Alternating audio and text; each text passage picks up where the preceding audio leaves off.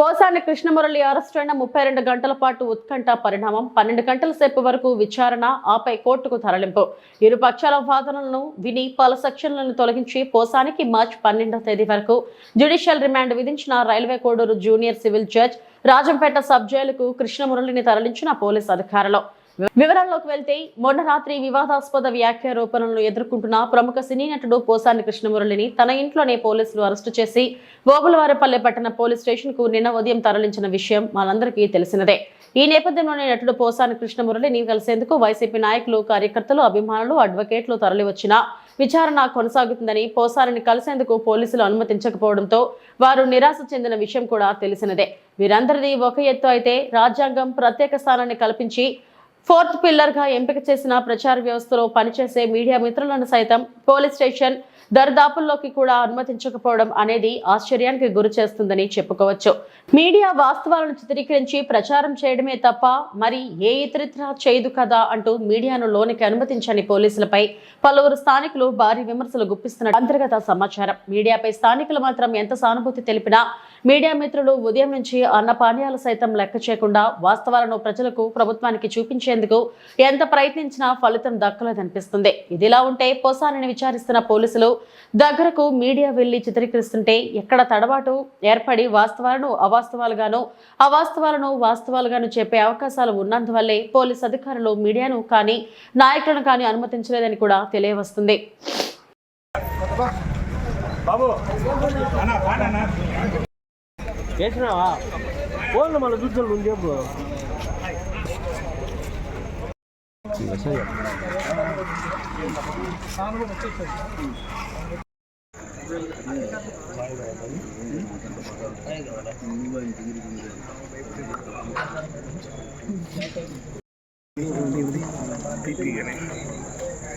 ఏమి అర్థం కాదు, ఇది ఏమి రచ్చలు రాయన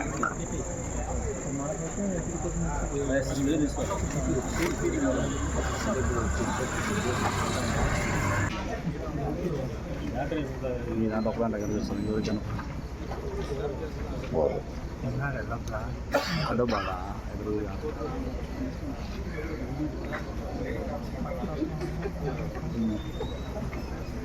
షోల్డర్ పెయిన్ ఉందంట, చేపట్టుకున్నాడు. నీకన్నా అయితే నాకు అప్పుడు ఎన్నుకో. హలో సార్, సార్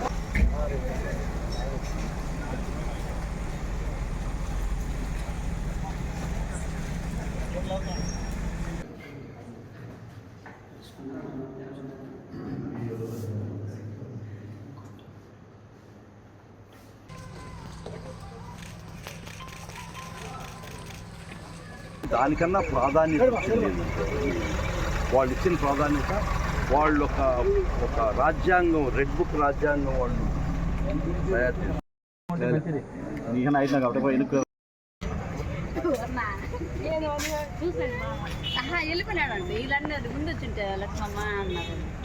వాళ్ళు వచ్చి చూసేసి వెళ్ళిపోయినారు. ఫస్ట్ రావాలి కదా సార్. ఏ టీవీ వేస్తారు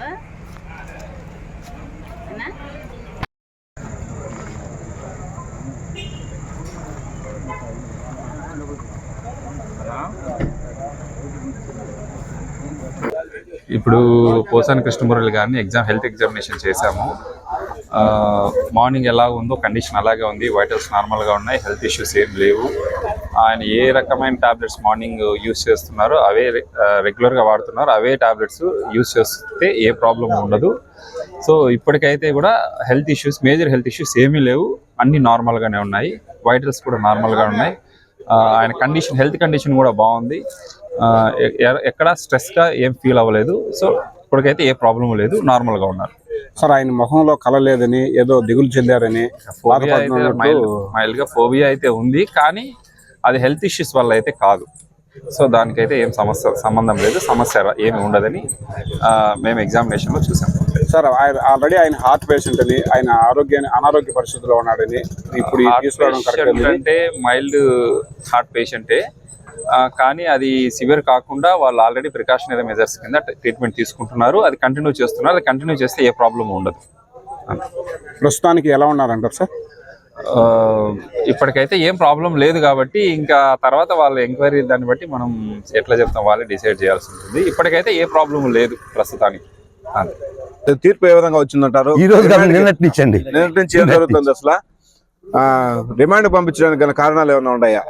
కోర్టు వారి మీద పోసాని గారి మీద పెట్టిన 4 sections serious sections, 2 serious sections, ఒకటి 111, ఒకటి ఐటీ యాక్ట్, 2 196, 353(2).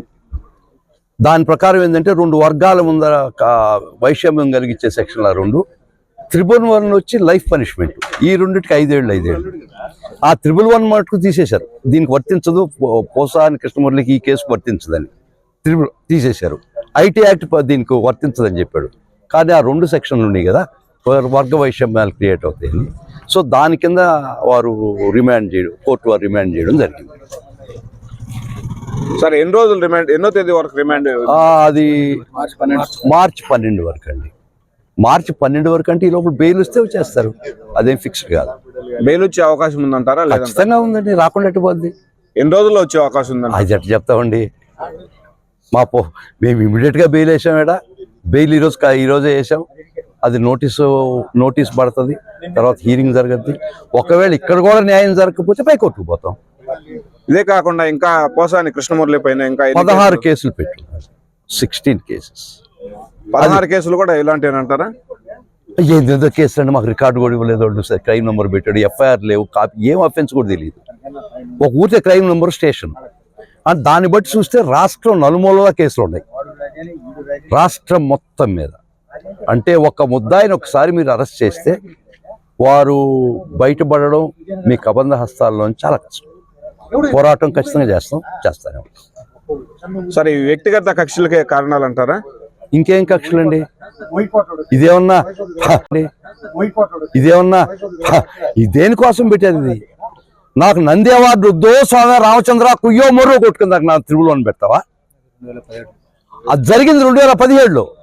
2017లో బిఎన్ఎస్ అనే యాక్టే లేదు. అది కూడా చెప్పాం కోర్టు వారికి. పెడితే ఐపీసీ కింద పెట్టండి. 2017లో నాకు నంది అవార్డు వద్దంటే కొత్త బిఎన్ఎస్ 1/7/2024 వచ్చింది యాక్ట్ కింద పెడతావా నువ్వు కేసు? ఇంతకన్నా దుర్మార్గం ఉందా? ఇంతకన్నా అన్యాయం ఉందా? ముఖ్యంగా ఇంకోటి చెప్తాను, ఒక కమిటీలో 13 మంది ఉండారా? 13 మంది ఒక 11 మంది వాళ్ళకు వర్గం చెందినారంటే నాకు 111 పెట్టి జైలు పంపిస్తారు, లైఫ్ పనిష్మెంట్ ఇస్తారా? ఇదేనా మీ ఉద్దేశం? ఇది ఏం చెప్తాం తమ్ముడు మిత్రమా చెప్పు. సార్, 111 సెక్షన్ అనేది దేనికైనా వర్తిస్తారు సార్? 111 అంటే 246 పార్లమెంటరీ కమిటీ రిపోర్ట్లో ఆర్గనైజ్డ్ క్రైమ్ అంటే ఉమెన్ ట్రాఫికింగ్, ఎక్స్టార్షన్, కాంట్రాక్టింగ్, డబ్బులు తీసుకొని మర్డర్లు చేస్తారు చూడండి, సుపారీలు తీసుకొని, అది కూడా గ్రూప్గా కాంట్రాక్ట్ కిల్లింగ్, మాఫియా, వాళ్ళు కిడ్నాపింగ్ ఫర్ ర్యాన్సమ్, ఇవి చేసిన వాళ్ళకి ఐపీసీలో సరైన చట్టాలు లేవు కాబట్టి తీసుకొచ్చినట్టు 246 పార్లమెంటరీ కమిటీ రిపోర్ట్లో దానికి పెట్టారు.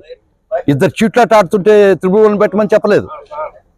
ఒక ఆయన ఏదో భావస్వేచ్ఛ పుట్టి 111 పెట్టమని, కానీ కోర్టు వారు చెప్పారు ఈరోజు 111 నీకు అప్లై కాదు అని చెప్పారు. అంతవరకు సంతోషం. వారిపల్లె పోలీసు వారు నిన్నటి రోజున క్రైమ్ నెంబర్ 65/2025 కేసులో పోసాని కృష్ణ మురళి గారిని కోర్టు వారి ముందు రిమాండ్కు హాజరుపరచడం జరిగినది. కోర్టు వారు గవర్నమెంట్ వారి తరఫున, అలాగే డిఫెన్స్ వారి తరఫున, అడ్వకేట్స్ వారి తరఫున జరిగిన వాదోపవాదనలు విన్న తర్వాత కోర్టు వారు సెక్షన్ 196(1) మరియు 353/2 మరియు 61 సబ్-క్లాస్ 2 కింద ఈ నేరము పరిగణింపబడుతుంది. దీనికి సాక్ష్యము, ఎవిడెన్స్ ఉంది కాబట్టి ఇతన్ని ఈ 3 సెక్షన్ల కింద రిమాండ్ చేయడం జరిగింది. ఈ రిమాండ్ రేపు నెల 12/3 వరకు రిమాండ్ చేయడం జరిగింది. అలాగే కోర్టు వారు ఈ తీర్పులో సెక్షన్ 67 మరియు సెక్షన్ 197 సబ్-క్లాస్ 1, సబ్-క్లాస్ బి మరియు సెక్షన్ 111 బిఎన్ఎస్ యాక్ట్ ఇది వర్తించదు కాబట్టి ఆ 3 సెక్షన్లను పరిగణలోకి తీసుకోలేదు. కానీ ఈ 3 సెక్షన్ల కింద మాత్రము కోర్టు వారు పరిగణలోకి తీసుకొని అతని జ్యుడిషియల్ రిమాండ్కు పంపడం జరిగింది. 12/3/20 వరకు సబ్ జైలు రాజంపేటకు పంపడం జరిగింది. సార్ పోసాని కృష్ణమురళి గారు ఏమన్నా నేరం చేసినట్టు అంగీకరించారా? పోసాని మురళీకృష్ణ గారికి నాకు తెలిసినంత వరకు ఏ కోర్టులోనూ ఇంత టైం లిబరల్గా చాలా లీజర్ టైం కోర్టు వారు అతనికి ఇవ్వడం జరిగింది. ఇచ్చిన టైంలో ఆయన ఇట్లా కాలర్ ఎగేస్తూ సినిమాలో మాదిరిగా ఇట్లా యాక్షన్ చేతులు ఊపుతూ ఇటు అనుకుంటూ జడ్జి గారిని కూడా అన్న కోర్టు యొక్క గౌరవం మర్యాదలు కోర్టు క్రాఫ్ట్స్మెన్షిప్ లేకుండా అతను ఏదో సొంతంగా సినిమాలో మాట్లాడడం జరిగింది. పోసాని మురళీకృష్ణ గారు నన్ను ఇది చేశారు కాబట్టి నేను ఈ యొక్క వీడియోను నేను పంపినాను, నేను మాట్లాడినానని కోర్టు వారి ముందు అతను అడ్మిట్ చేశారు. ఇంకంతకన్నా ఏం సాక్ష్యం కావాలండి? ఈ సెక్షన్లు వర్తించవని అంటున్నారు కదా. ఏ వ్యక్తి అయితే రిమాండ్కు హాజరుపడ్డారో ఆ వ్యక్తే కోర్టు వారి ముందు స్వయంగా ఎలాంటి ఫోర్సు ఎలాంటి ఇది లేకుండా ఎస్ నేను మాట్లాడాను, నేను పంపించాను అని ముద్దాయే ఒప్పుకునేప్పుడు ఇంతకన్నా ఏం రుజువు కావాలి, ఏ సెక్షన్ వర్తించాలని మనం చెప్పేదానికి అతని విజ్ఞతగా వదిలేస్తున్నాం. సార్ ఈ 14 జ్యుడిషియల్ కస్టడీకి తీసుకున్న తర్వాత బెయిల్ వచ్చే అవకాశాలు ఉందంటారా ఈ లోపల? ఈ యొక్క నేరము 5 సంవత్సరాల వరకు శిక్ష ఉంది కాబట్టి కోర్టు వారు, అది నాన్ బెయిలబుల్ కేసు కాబట్టి కోర్టు వారు అవతల డిఫెన్స్ వారికి అవకాశం ఇచ్చిన తర్వాత గవర్నమెంట్ పబ్లిక్ ప్రాసిక్యూటర్ ఇరు పక్కల వాదనలు విన్న తర్వాత ఇది బెయిల్ ఇవ్వచ్చును అని కోర్టు వారు ఒక నిర్ణయానికి వస్తే బెయిల్ ఇచ్చేదానికి అవకాశం ఉంది.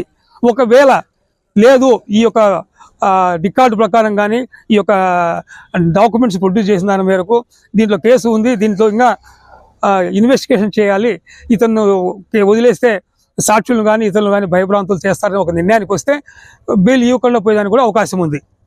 సార్ ఇవే కాకుండా ఏదో 16 కేసులు నమోదైనాయి అంటున్నారు, ఈ వాస్తవం అంటారా? దానిపైన కోర్టు వారి రిమాండ్ రిపోర్ట్లోనే ఇతని మీద ఏ స్టేషన్లో కేసులు ఉన్నాయి, క్రైమ్ నెంబర్తో సహా సెక్షన్లతో సహా రిమాండ్ రిపోర్ట్లో పొందుపరచడం జరిగింది. ఆ కాపీని కూడా కోర్టు వారి ముందు సబ్మిట్ చేయడం కూడా జరిగింది.